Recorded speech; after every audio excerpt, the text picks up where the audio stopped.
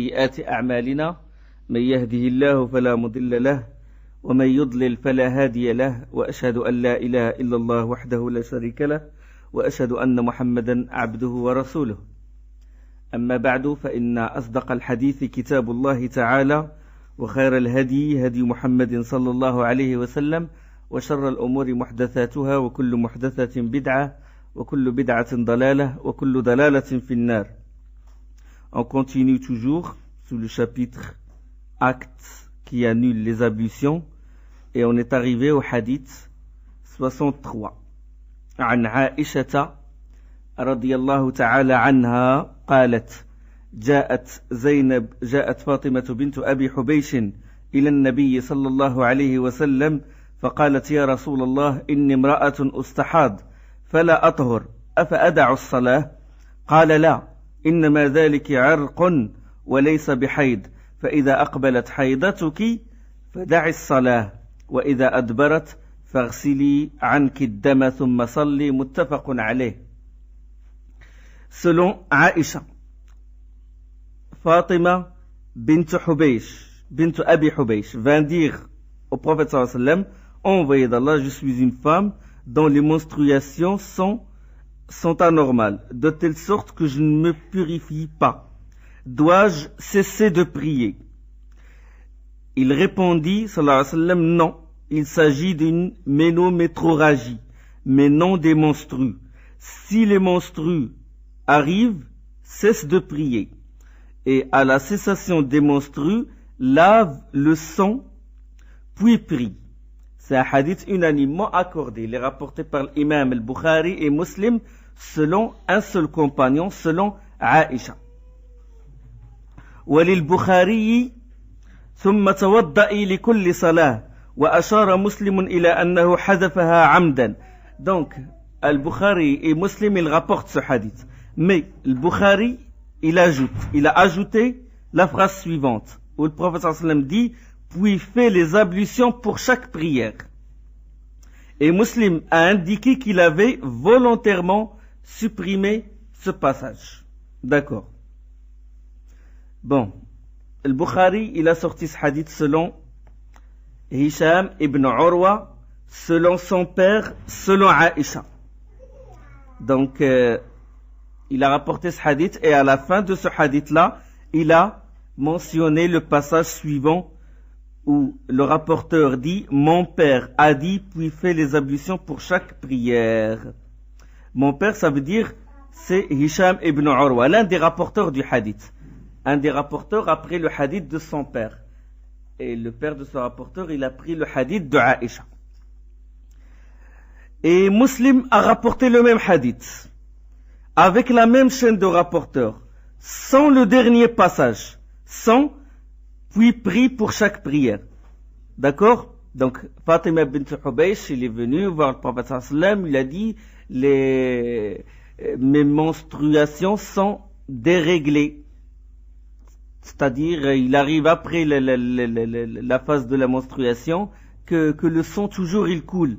Et il a dit: je n'arrive pas à me purifier. Est-ce que je dois cesser de prier?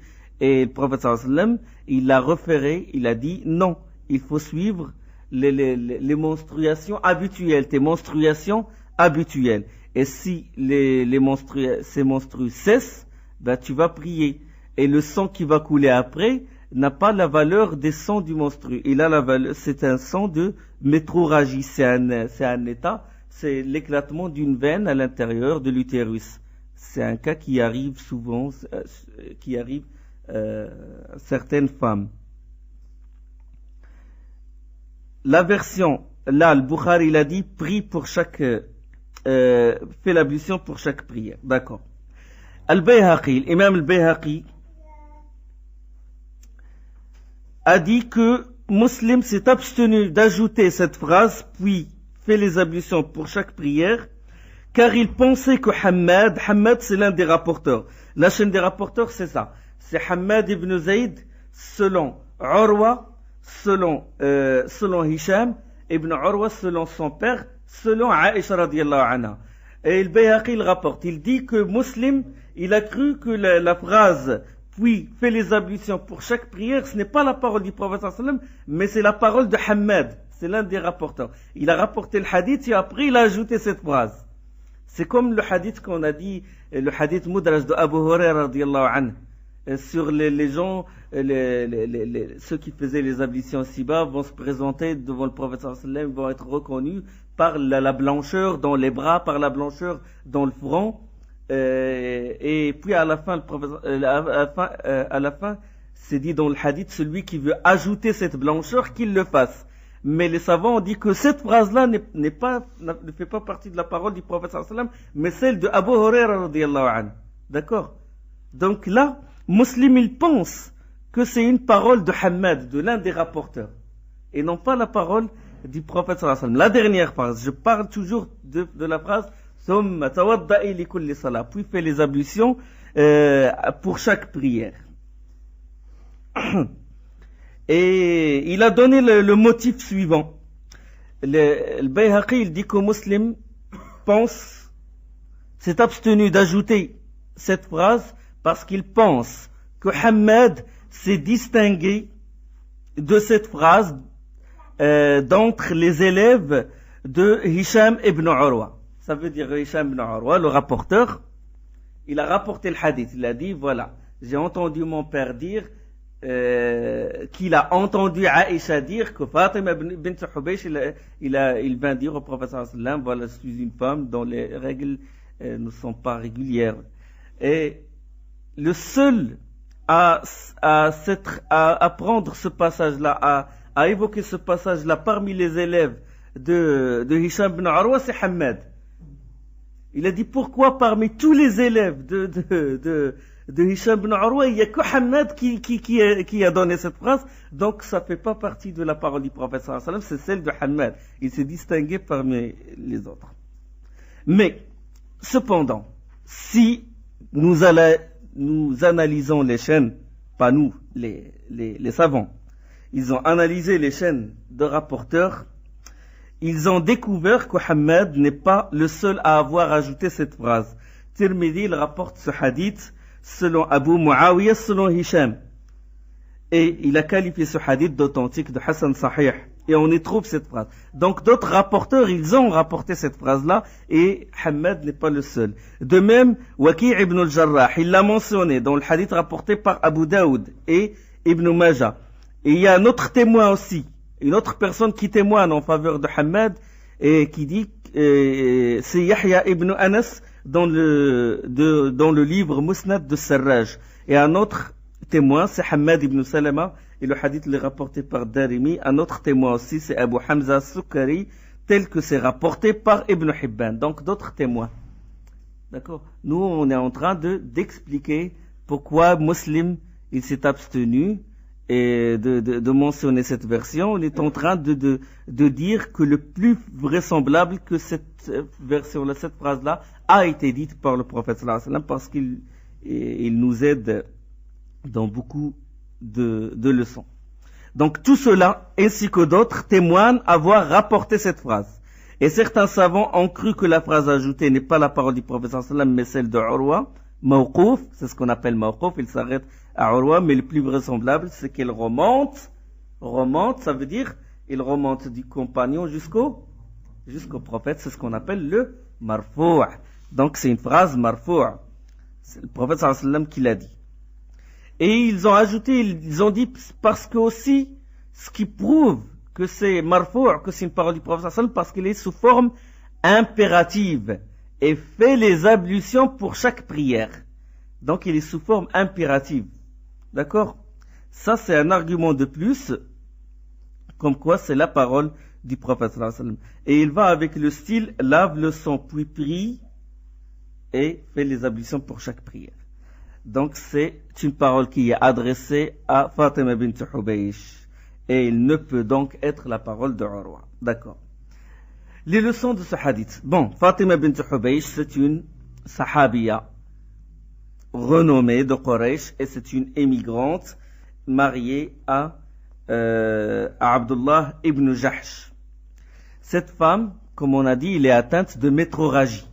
D'accord. C'est une veine qui éclate à l'intérieur de l'utérus, et que ce sang-là n'a rien à voir avec le sang des menstrues. Il arrive, certaines femmes, après les menstrues normales, des fois 2 jours, 3 jours, 4 jours plus tard, il y a du sang qui coule. Il y a du sang. Mais ce n'est pas le sang des menstrues, mais c'est le sang de ce cas-là de métrorragie. C'est une hémorragie persistante, voire ou quasi persistante, et c'est pour cela que Fatima bint Hubaysh, il a dit, dois-je cesser la prière? Et le prophète sallam, il a dit non, il s'agit d'une métrorragie, d'une ménométrorragie, d'un arq, en arabe ce qu'on appelle arq, mais non des menstrues. Et il a dit, cesse de prier si les menstrues arrivent et si elles disparaissent, lave le sang, puis prie, puis fais les ablutions pour chaque prière. D'accord. Le prophète sallam lui a demandé de s'abstenir de prier juste pendant la période des menstrues, juste pendant la période des règles. Et en dehors de cette période-là, il n'a qu'à laver le sang et prier. D'accord? Inch'Allah, on va détailler ce sujet quand on va rentrer dans le chapitre numéro 10, c'est le chapitre des menstrues. Et l'auteur, Ibn Hajar, il a il a évoqué le même hadith sous ce chapitre-là. Donc, le prophète sallam lui a recommandé d'observer la période des règles. Et il lui a dit, bon, si elles disparaissent, lave le sang. Et certains compagnons de Hisham ibn Urwa ont dit d'autres versions. Il y en a qui ont dit seulement la version lave le sang, d'autres ont dit fais le ghusl après puis prie, fais le ghusl puis prie. Mais en réalité, le prophète sallam lui a demandé de laver le sang et de faire le ghusl, de le faire les grandes ablutions. Maintenant, concernant les ablutions pour la femme atteinte de métrorragie, al-mustahada, c'est ce qu'on appelle al-mustahada. Comment il doit faire les ablutions? Bon, il a eu ses règles. À la fin des règles, qu'est-ce qu'il doit faire? Il doit faire le grand ghusl. Hein? D'accord. Se laver tout le corps. Mais si 2 jours, 3 jours plus tard, il y a du sang qui coule, c'est un arq, c'est ce qu'on appelle l'arq. C'est un cas de métrorragie. C'est une veine qui a éclaté. Qu'est-ce qu'il doit faire? Qu'est-ce qu'il doit faire? Là, il y a 3 avis de savants.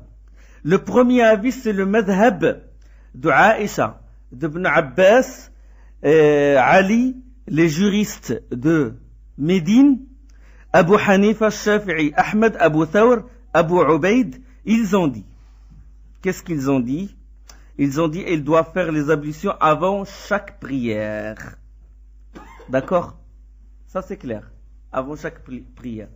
Donc, le sang de métrorragie, qu'est-ce qu'il doit faire? Il doit le laver et faire les ablutions. Avant chaque prière, elle fait les ablutions. D'accord? Même si le sang coule pendant la prière, ce n'est pas grave. D'accord? Donc, il doit faire les ablutions avant chaque prière. Le deuxième avis, c'est celui de Malik, l'imam Malik.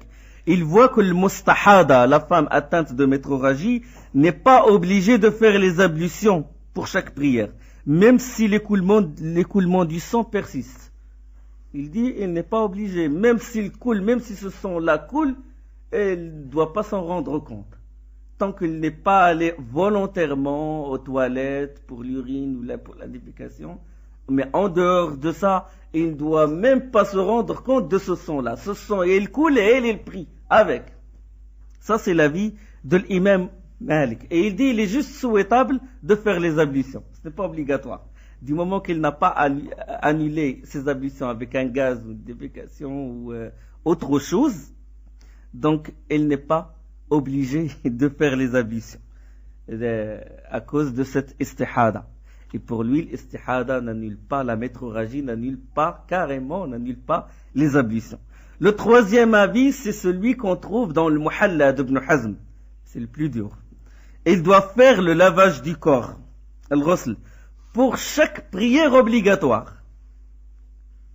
Pour chaque prière, il doit faire le ghusl, et pour chaque prière surérogatoire, il doit faire les ablutions.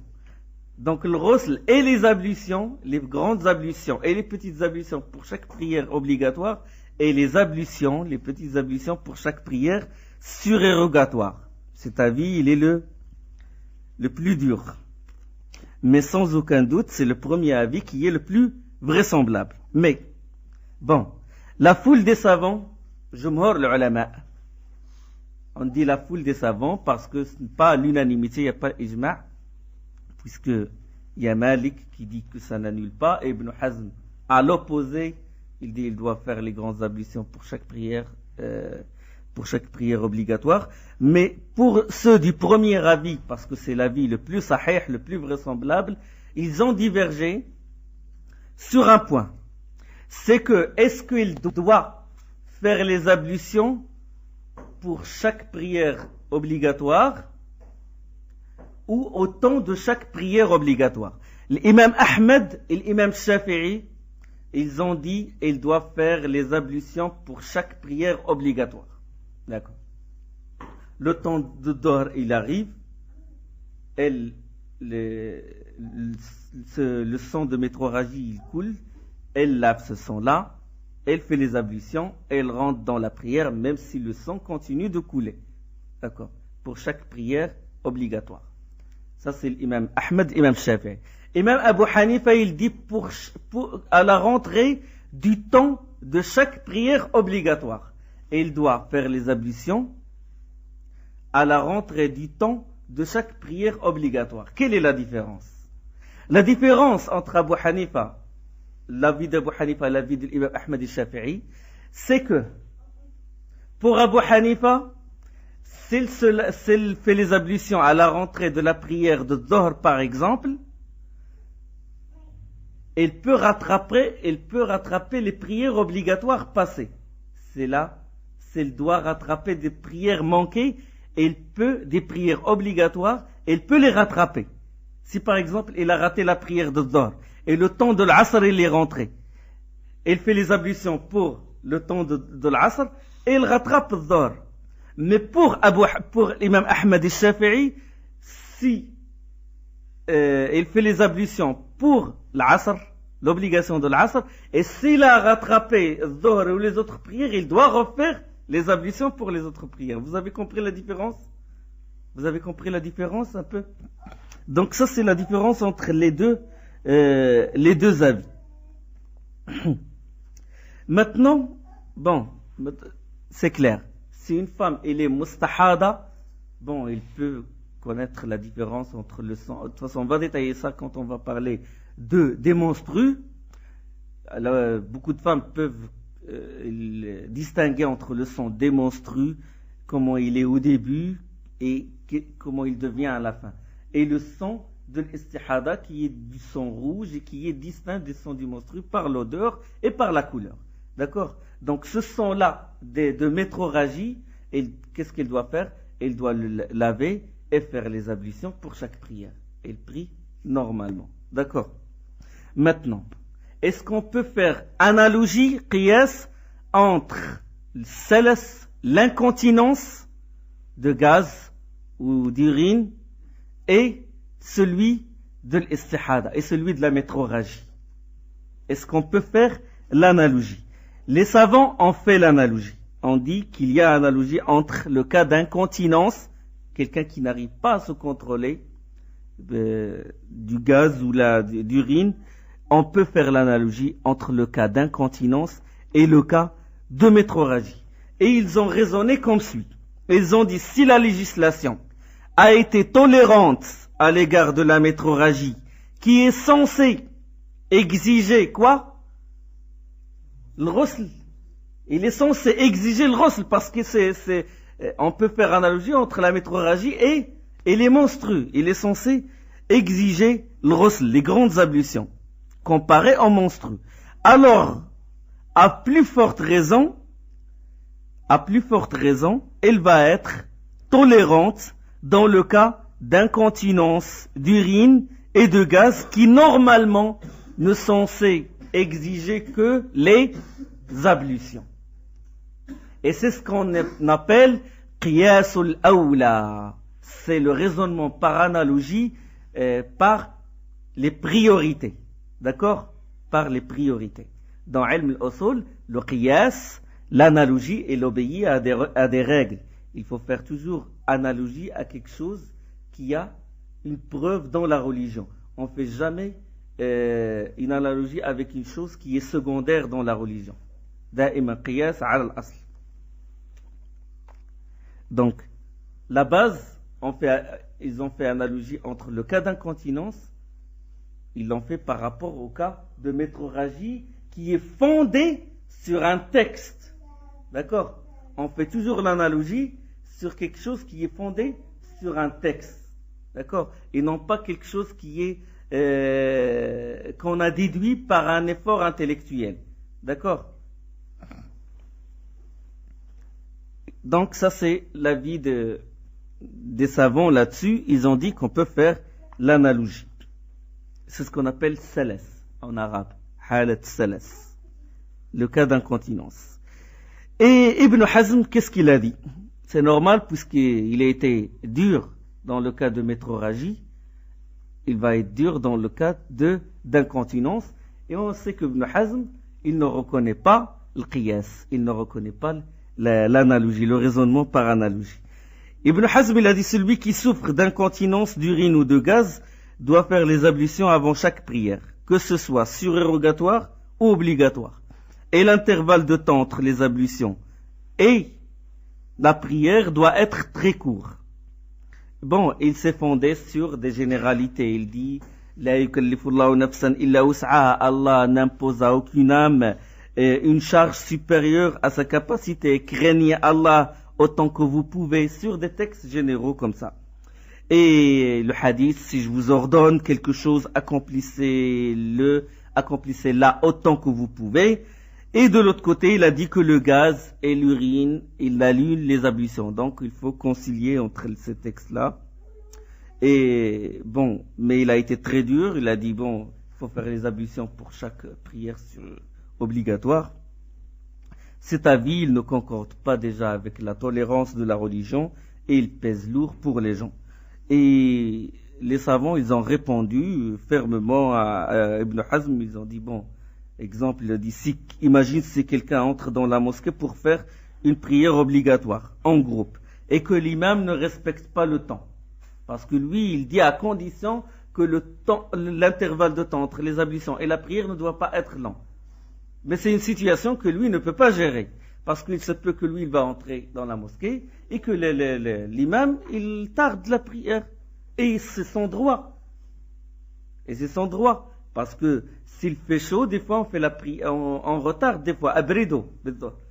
Des fois on retarde la prière jusqu'à ce qu'il y ait un peu de fraîcheur. Donc il se peut que l'imam retarde la prière et donc l'intervalle de temps entre les ablutions pour ce pauvre personne qui souffre d'incontinence et la prière va être lent. Qu'est-ce qu'il va faire? Il va sortir de la mosquée, refaire les ablutions, il va rentrer, sortir, il va souffrir. Donc c'est dur pour lui. Et même pour le Jumu'ah aussi, pour la khutbah, si il va attendre, l'imam il va faire la prêche du vendredi, donc l'intervalle de temps entre les ablutions et la prière va être long, il va prendre tout le temps de la prêche. Comment il va faire? Et qu'est-ce qu'il va faire s'il va faire la prière obligatoire et il doit sortir de la mosquée et refaire les ablutions pour faire les surrogatoires? Donc ça pèse lourd pour les gens. Et donc il a été repoussé, cet avis-là a été repoussé par beaucoup de savants. À l'opposé de cet avis, normalement, l'avis de l'imam Malik. Imam Malik, il dit celui qui souffre d'incontinence n'a pas à refaire les ablutions, carrément. Du moment qu'il n'est pas allé de lui-même uriner volontairement ou à la selle ou autre chose, du moment qu'il n'a pas fait annuler ses ablutions volontairement, il n'a pas à refaire carrément les ablutions, il reste dans cet état d'incontinence et il prie normalement. Donc l'avis du juste mesure, l'avis qui a été le plus proche des arguments est celui de la foule, Jumhur l'ulama, Abu Hanif, Al-Shafi'i, l'imam Ahmed, qui ont dit qu'il doit faire les ablutions avant chaque prière obligatoire. Et par analogie à la métrorragie, bien sûr, Abu Hanifa, il a dit à la rentrée du temps de chaque prière. L'imam Shafi'i, l'imam Ahmed, il dit pour chaque prière obligatoire. Mais il y a une remarque ici, c'est que le cas dont on parle, le cas d'incontinence, c'est le cas d'incontinence permanente ou incontinence non permanente mais irrégulière. Le problème qui se pose là, dans quel cas la personne doit faire les ablutions pour chaque prière obligatoire, c'est dans le cas d'incontinence permanente ou bien non permanente mais irrégulière, non contrôlée, ou bien celui qui n'est atteint d'incontinence qu'au moment de la prière. Il y a des gens qui sont atteints de cas d'incontinence, n'arrivent pas à se contrôler qu'au moment de la prière. En dehors de la prière, ils sont tranquilles, ne souffrent pas de ce cas-là. Mais au moment de la prière, tellement ils sont tendus et tout, qu'ils ne se contrôlent plus. Ne parlons pas des doutes scrupuleux, du waswas, de ce qu'on appelle le waswas. Dans ce cas-là, dans le cas du waswas, la personne ne doit même pas s'en rendre compte. Mais il y a des cas vraiment réels où la personne, il n'arrive pas à se contrôler au moment de la prière.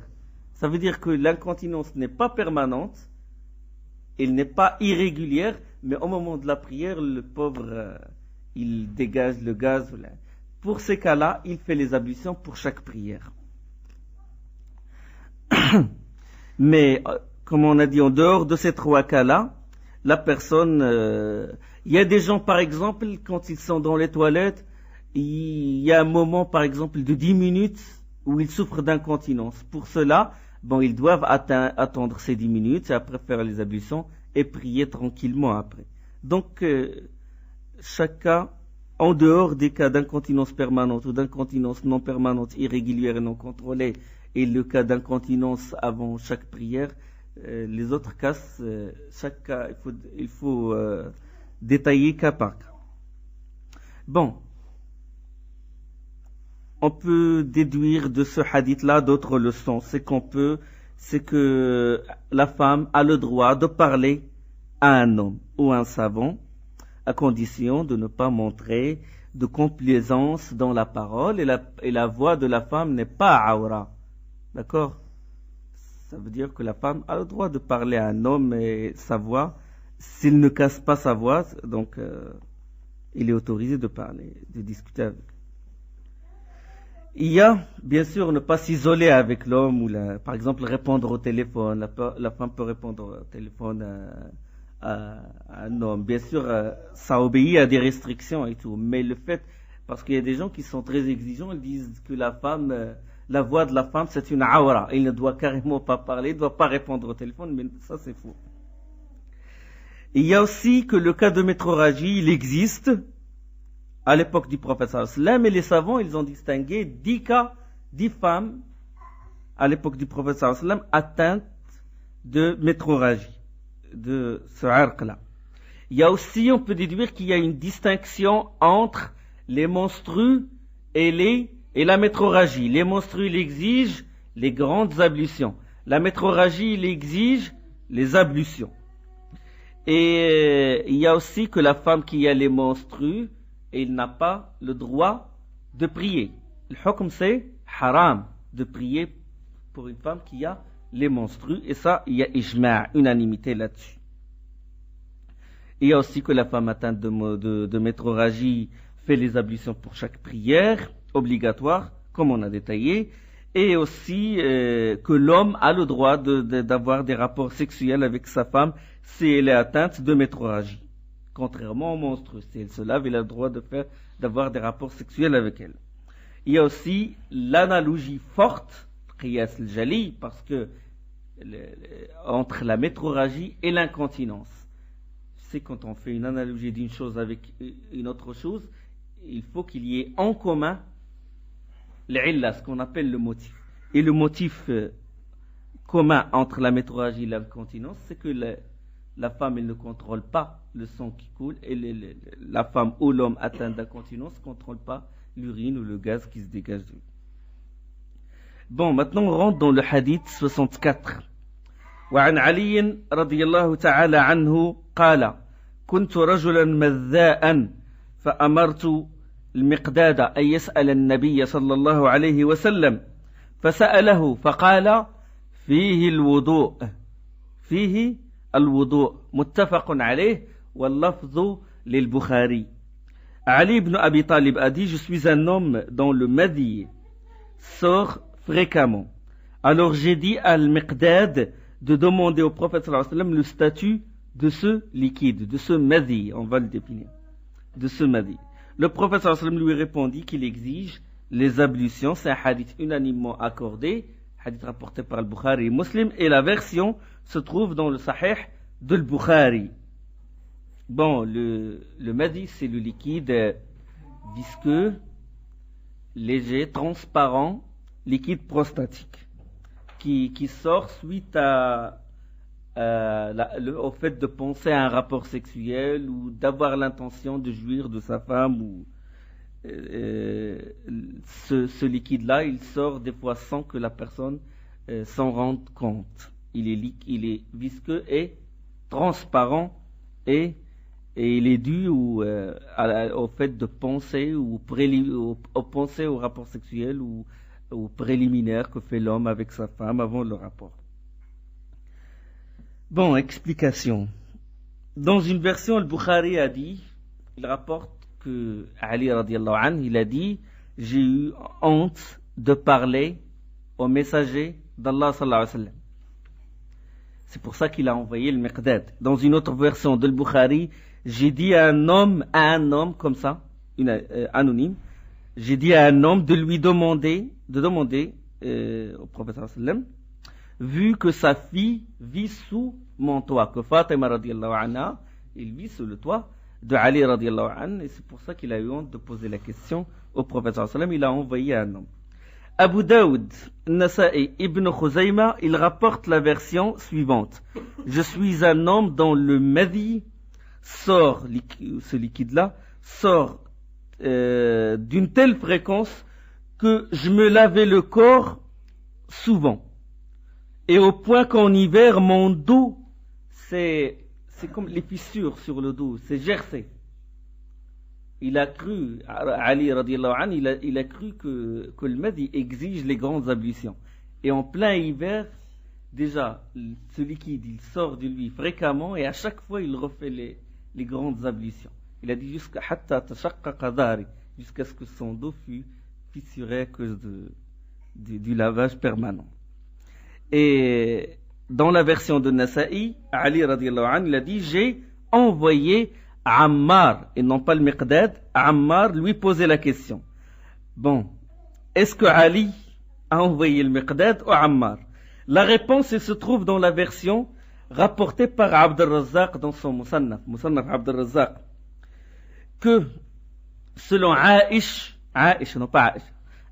ibn Anas, que Ali, el Miqdad et Ammar discutèrent à propos du madi. Et Ali a dit: je suis un homme dont le madi sort fréquemment, et veuillez poser la question au prophète sallallahu alayhi wa sallam. Et l'un d'entre les deux hommes s'exécuta. Voilà, ça c'est hadith rapporté par Abd al-Razzaq dans son Musannaf. C'est la réponse qu'ils discutèrent tous les trois. Et Ibn Bashkawal, l'un des grands savants, a dit que c'est le Miqdad qui posa la question au prophète sallallahu alayhi wa sallam. Bon, on a défini le madi. Et ce hadith est une preuve comme quoi le madi est impur. Quel est le dalil? Hadith, le prophète sallallahu alayhi wa sallam, qu'est-ce qu'il a répondu à Al-Miqdad? Il exige le wudu. Il exige fihi le wudu. Il exige les ablutions. Donc le madi est impur.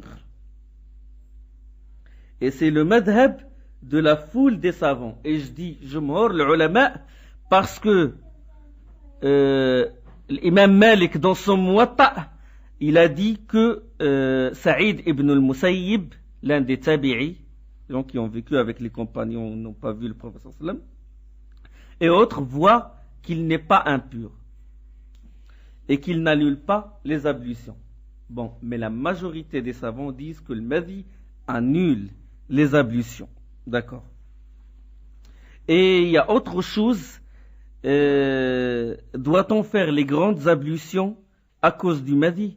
Là, il y a ijma' entre les savants qu'on ne doit pas faire les grandes ablutions, qu'on ne doit pas faire le ghusl si le Madi sort. Et ce ijma' il est évoqué par Ibn Hajar al-Asqalani dans Fath al-Bari, explication de Sahih al-Bukhari. Et il est du devoir de quiconque duquel sort ce liquide de laver son membre viril et aussi les testicules, comme c'est évoqué, comme c'est rapporté par Abu Awana, par l'imam Ahmed et par Abu Daoud, que le prophète sallallahu alayhi wa sallam a dit il faut lave ton membre et lave tes testicules. Donc ça, au cas si le Madi il sort, ce liquide là sort, il faut laver le membre et laver aussi les testicules. Et il y a même une expérience, les médecins ils ont dit que le lavage des testicules il réduit la sécrétion du liquide prostatique. Ça c'est une découverte, les médecins ils ont découvert ceci. Et en même temps, ça calme aussi le désir charnel. Et maintenant, si le Madi touche un vêtement, qu'est-ce qu'on doit faire? Shafi'i, il a dit, il voit qu'il faut laver le vêtement. Et l'imam Ahmed, il a dit qu'il suffit d'asperger le vêtement d'eau, car c'est pénible de le laver à chaque fois, parce que c'est un liquide, c'est dur de s'en débarrasser, et qui est fréquent, qu'on trouve fréquemment dans le vêtement. Donc il a dit le mieux, il a dit qu'il est préférable juste d'asperger l'endroit avec l'eau. C'est pas la peine de le laver, de le mettre dans la machine à laver ou de le frotter, etc. Et la preuve, c'est le hadith rapporté par Abu Daoud que le prophète sallallahu alayhi wa sallam a dit et asperge de l'eau sur les traces que tu vois sur ton vêtement, sur les traces de Madi que tu vois sur tes vêtements. Et ce hadith, il est Hassan, il est assez bon. Donc il remonte pour être un argument. Et c'est aussi le choix d'Ibn Taymiyyah rahimahullah. Autre leçon de ce hadith-là, c'est qu'il n'appartient pas à l'homme de parler de sa vie sexuelle, de sa vie de couple, devant la famille de son épouse. D'accord? Parce que c'est une transgression des règles de la politesse. D'accord? Et en même temps que cette pudeur ne doit pas l'empêcher de poser la question au savant. La pudeur n'a pas empêché Ali radiallahu anhu d'engager le Miqdad ou Ammar pour poser la question au prophète sallallahu alayhi wa sallam. Et il y a autre chose, il est autorisé de déléguer ou d'engager quelqu'un pour poser la question à ta place si cette personne est digne de confiance, s'il ne va pas poser la question autrement au savant. Donc ça, c'est certaines leçons qu'on peut déduire de ce hadith-là. Hadith de Ali, le muttafaq alayh. Maintenant, le hadith numéro 65.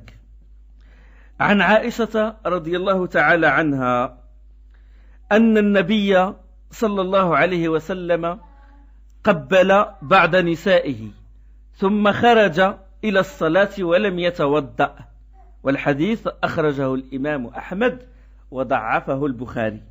Selon Aïcha, le prophète sallallahu alayhi wa sallam a embrassé l'une de ses femmes, puis est allé prier sans reprendre ses ablutions. Hadith rapporté par Ahmed, qualifié de faible par l'Albani. Ce hadith est rapporté par un groupe de savants, à part l'imam Ahmed.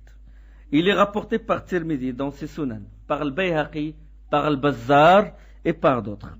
Dans certaines versions de ce hadith que Aïcha a raconté ceci en souriant, ce qui prouve que c'est elle que le prophète sallallahu alayhi wa sallam a embrassé. Et bon, lorsque Tirmidhi a rapporté ce hadith, il a signalé qu'il est faible. Le Bukhari, comme a évoqué Ibn Hajar, l'auteur, a qualifié ce hadith de faible. De même, Yahya ibn Ma'in, rahimahullah, il a dit, rapportez de moi que ce hadith n'est rien.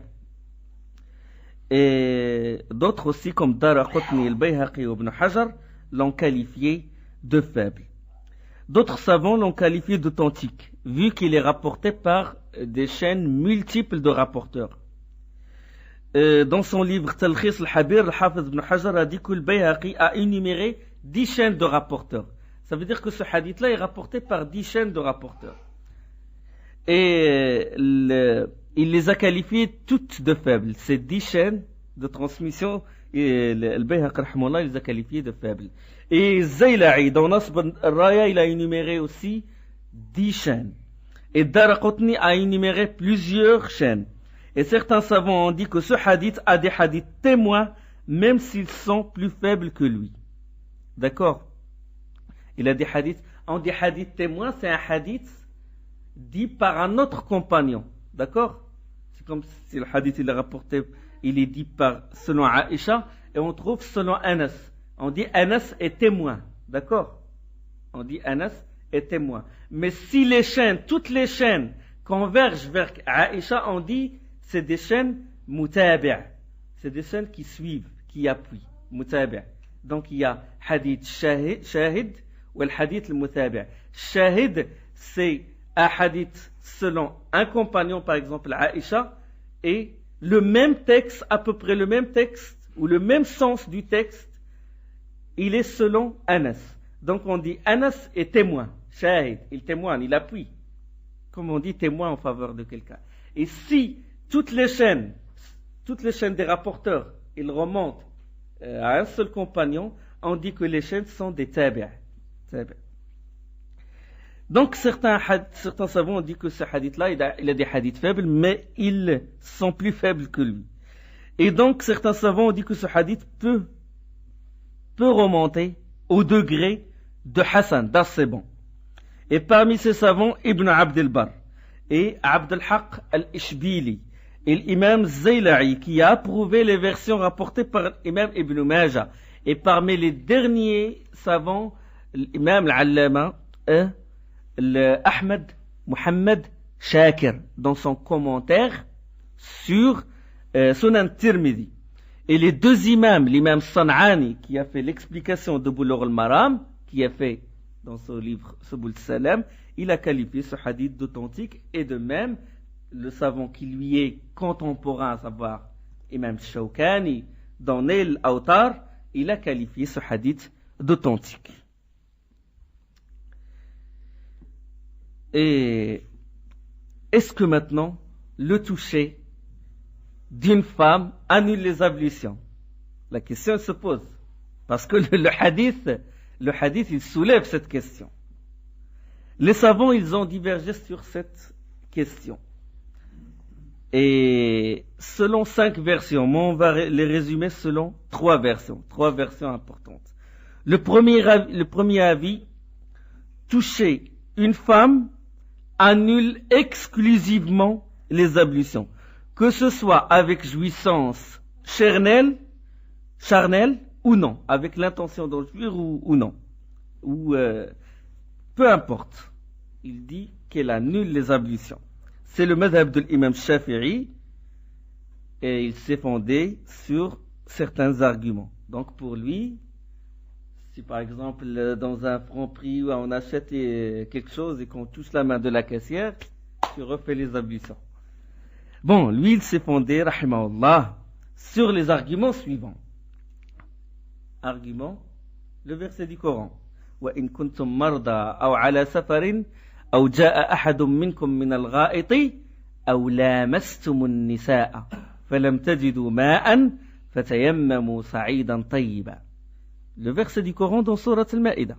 Si vous êtes malade ou en voyage, ou si vous revenez de la selle, ou si vous avez touché la mastum aux femmes et que vous ne trouviez pas d'eau, alors recourez à la terre pure, passez-en sur vos visages et vos mains.